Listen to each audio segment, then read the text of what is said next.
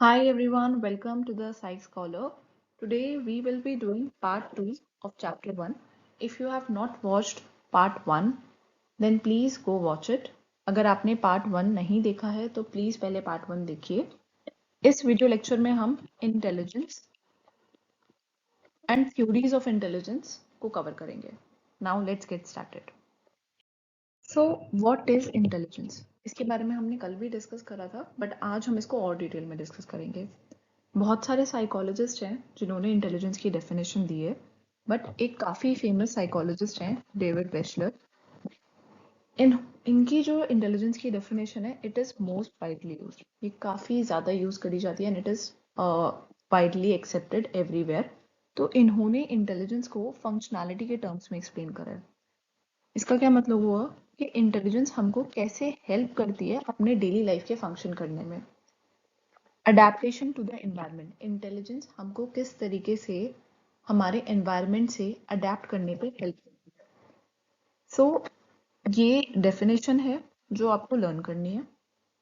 So intelligence is the global and aggregate capacity. Global and aggregate capacity का मतलब क्या है? इंटेलिजेंस सिर्फ और सिर्फ एक एस्पेक्ट पे फोकस नहीं करती, ये आपके लाइफ के हर एस्पेक्ट पे फोकस करती है. तो अगर आपने कभी ऐसा सुना हो कि अगर एक बच्चा 99 आउट ऑफ 100 में मार्क्स लेकर आ रहा है तो ये इंटेलिजेंट है. Of course marks are one area जहाँ से आप किसी के इंटेलिजेंस देख सकते हो, बट क्या ये बच्चा बाकी लोगों से बहुत अच्छे से बात करता है? क्या ये बच्चा अपने इमोशंस को सही से रेगुलेट कर पाता है? तो इंटेलिजेंस का मतलब क्या है कि आप किस तरीके से आप हर चीजों के साथ डील कर पाते हो.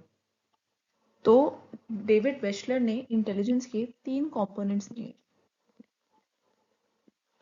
मतलब ये जो इनकी डेफिनेशन है, हम इसको 3 कंपोनेंट्स में ब्रेक डाउन कर सकते हैं. पहला कंपोनेंट है टू थिंक रैशनली. क्या आप चीजों के बारे में लॉजिकली सोच पाते हैं या नहीं सोच पाते? Logical thinking. दूसरा कंपोनेंट है टू एक्ट पर्पसफुली. आप जो भी काम करते हो, there should be some purpose behind it. मतलब क्या आप कोई चीज ऐसी फालतू में करते रहते हो? अगर आज आप पढ़ाई कर रहे हो then there is a purpose कि आप सर्टेन परसेंटेज स्कोर कर पाओ. तो एक्ट पर्पसफुली का मतलब क्या है? गोल डायरेक्टेड बिहेवियर आप शो करते हो.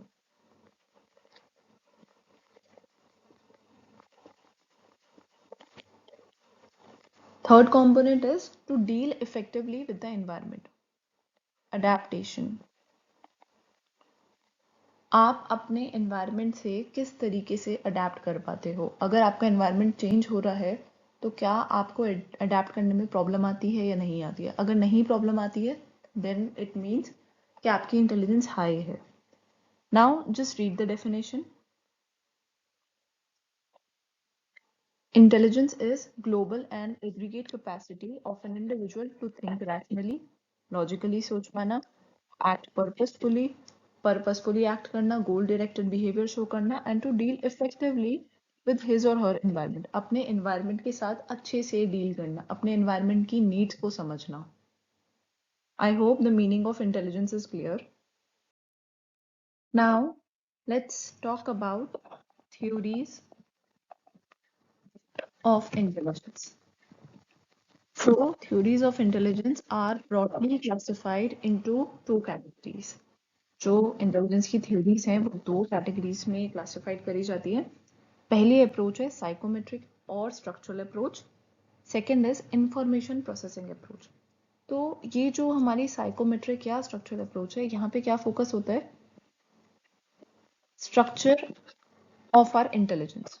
It mainly focuses on the structure of our intelligence, कि ये जो हमारी इंटेलिजेंस है ये किस तरीके से बनी है. और यहाँ पे हम क्या करते हैं?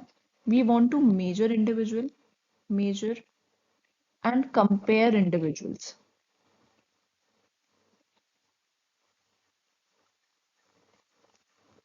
using some number, using some numerical score. हम यहाँ पे क्या करते हैं, हम लोगों को मेजर करते हैं, हम लोगों को कंपेयर करते हैं यूजिंग सम न्यूमेरिकल स्कोर, जैसे कोई आईक्यू टेस्ट हो गया। देखो यहाँ ध्यान दो, यहाँ पे टर्म लिखा हुआ है मेट्रिक। मेट्रिक का मतलब ही क्या होता है, न्यूमेरिकल।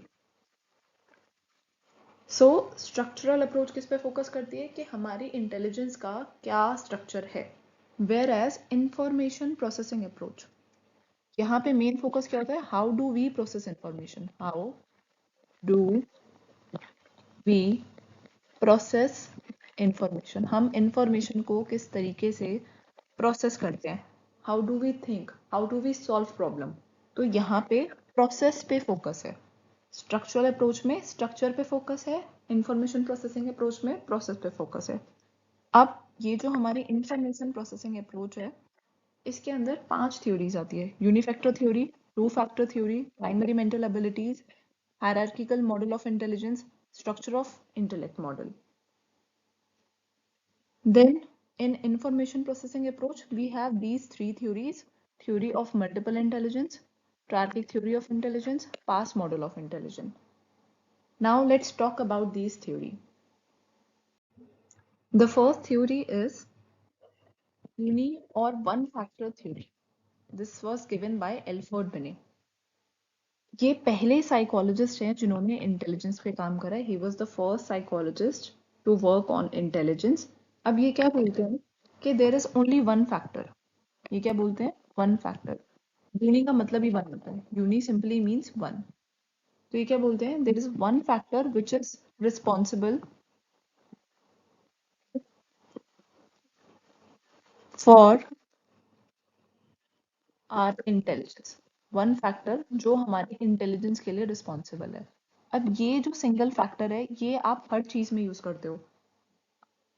अगर आप मैथ्स कर रहे हो तब भी आप इस फैक्टर को यूज करोगे, अगर आप लैंग्वेज हिंदी इंग्लिश आप कुछ कोई और लैंग्वेज पढ़ रहे हो तब भी आप इस फैक्टर को यूज करोगे, या आप अपने डेली के जो काम होते हैं आप वो कर रहे हो तब भी आप इसी फैक्टर को यूज करोगे। So there is one similar set of abilities. इसका मतलब है कि there is only one factor which we will be using for solving any and every problem in intelligence environment. आपके एनवायरमेंट में जो भी प्रॉब्लम होगी या आप जो भी चीज कर रहे हो, आप एक सिंगल फैक्टर को ही यूज करोगे। I hope this is clear. Now moving to the next theory, two factor theory. This was given by Charles Spearman. अब ये क्या बोलते हैं कि एक फैक्टर नहीं होता, there are two factor which are responsible for our intelligence. पहला फैक्टर है जी फैक्टर, दूसरा फैक्टर है स्पेसिफिक फैक्टर और S factor. So G factor का मतलब क्या है, जनरल फैक्टर। इसका क्या मतलब हुआ, एक ऐसा factor which is primary and common to all our performances. अगर आप मैथ्स कर रहे हो, अगर आप रीजनिंग कर रहे हो, अगर आप कोई और एक्टिविटी कर रहे हो, अगर आप डांस कर रहे हो, सिंगिंग कर रहे हो, आप कुछ भी कर रहे हो, तो जनरल फैक्टर प्रेजेंट होता है। It is a factor which is common and which will be present in every activity that you do. एक ऐसा फैक्टर, आप कुछ भी एक्टिविटी करो ये जरूर प्रेजेंट होगा। देन इज स्पेसिफिक फैक्टर और S factor. It is only for the specific ability. ये एक ऐसा फैक्टर है जो सिर्फ और सिर्फ स्पेसिफिक एबिलिटी के लिए होगा। Let's say specific factor 1 is for maths, specific factor 2 is for dance. So अगर मैं पूछूं, अगर एक बच्चे को मैथ्स करनी है तो वो मैथ्स कैसे कर पाएगा, अगर उसके पास जनरल इंटेलिजेंस है प्लस, अगर उस बच्चे के पास जनरल इंटेलिजेंस है प्लस स्पेसिफिक फैक्टर 1 है। 1 क्यों, क्योंकि इसको मैथ्स करनी है। और यहाँ पे देखो S1 is for maths. So specific factor is for the specific ability. अब चार्ल्स पियरमैन बोलते क्या है, जो हमारी इंटेलिजेंस है, it is the combination of general factor plus many S factors, S factor 1 2 3 and so on. So आपने देखा होगा जो लोग बहुत अच्छे सिंगर हैं, आर्किटेक्चर्स हैं, साइंटिस्ट हैं, एथलीट्स हैं, इनके पास जी फैक्टर तो होता ही है। Apart from the G factor they have specific factor. अब जो बहुत अच्छे सिंगर हैं उनके पास ऑब्वियसली एस फैक्टर होगा सिंगिंग का। So G factor is the general factor जो आपकी हर एक्टिविटी के लिए प्रेजेंट होना चाहिए.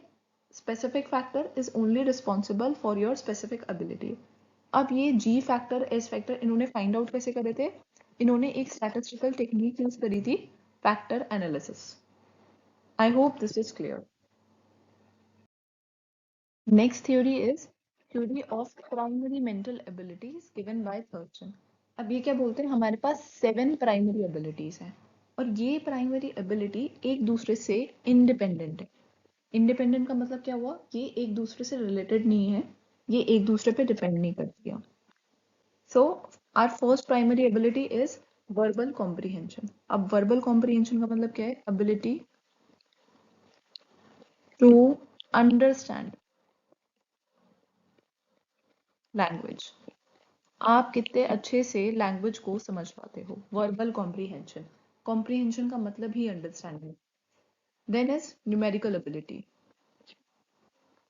Ability to understand numbers. अब जो बच्चे मैथ्स में अच्छे होते हैं उनकी न्यूमेरिकल एबिलिटी बहुत अच्छी होती है. Then is spatial relation. Spatial relation इसका क्या मतलब है? Ability to visualise and manipulate object in space.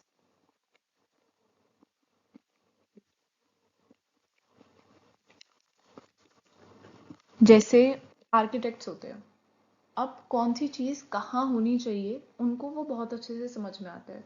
वो अपने स्पेस को बहुत अच्छे से एनालाइज कर पाते हैं.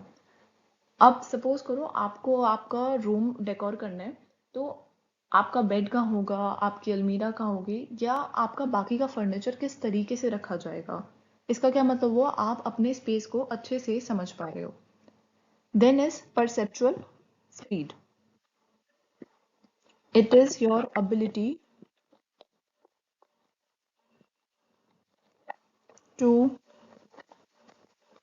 quickly and accurately recognize pattern.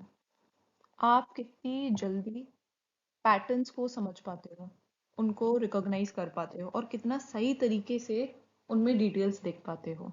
This is your perceptual speed. Then is word fluency. ability to use words fluently. आप कितना फ्लुएंटली लैंग्वेज को यूज कर पाते हो. Then is memory. आप कितनी जल्दी चीजों को रिकॉल कर पाते हो. Ability to recall.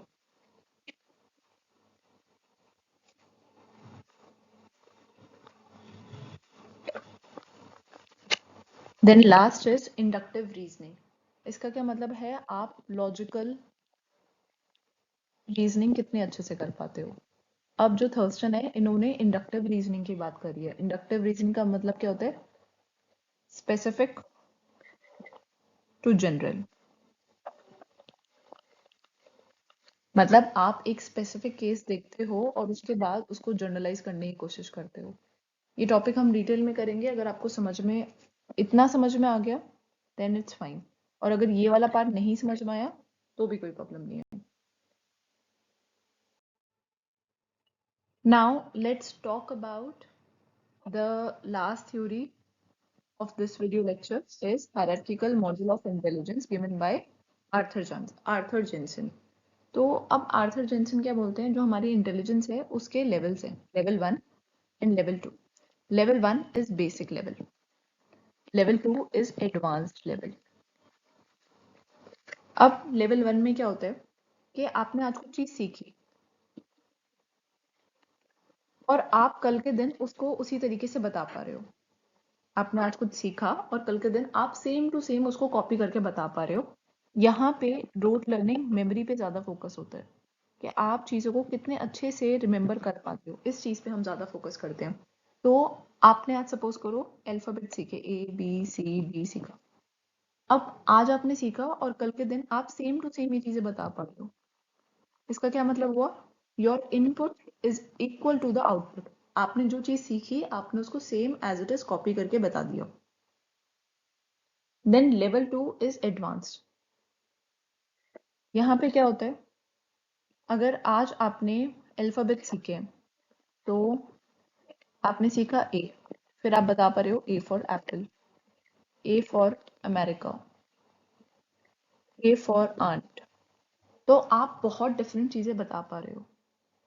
यहाँ पर जो आपका आउटपुट है, output is more than input. आपका आउटपुट ज्यादा है, मतलब आपने 3 चीजें और बता दी तो आपका आउटपुट ज्यादा है। इसको हम कॉग्निटिव कॉम्पिटेंस बोलते हैं। It involves your higher order skills. यहाँ पे आपकी हायर ऑर्डर स्किल्स दिखती हैं और जो आपका आउटपुट है वो ज्यादा इफेक्टिव है। सो level 1 is your associative learning, जहाँ पे आपका इनपुट आउटपुट बिल्कुल सिमिलर होगा। यहाँ पे आपको मेमोरी रोड मेमोराइजेशन पे ज्यादा फोकस करा जाता है, आप कितने अच्छे से चीजों को याद रख पाते हो। Level 2 is advance, output is more than the input, आपका इफेक्टिव आउटपुट निकल कर आएगा। और यहाँ पे आपकी हायर ऑर्डर स्किल्स पे फोकस होता है और इसको कॉग्निटिव कॉम्पिटेंस भी बोलते हैं। आई hope this is clear. If you have any doubt you may drop your doubts in the comment section. अगर आप ये पीपीटी डाउनलोड करना चाहते हैं, आप मेरे को thescicescholar24@gmail.com पे मेल कर दो, PDF of chapter 1. I'll send you the compiled PDF. And if you want to join my live classes, then also you can drop me a mail. You can join live classes for class 11, 12, graduation, masters, or any other competitive exam like CUET, GATE, NET, JRF, MPhil. So thank you very much.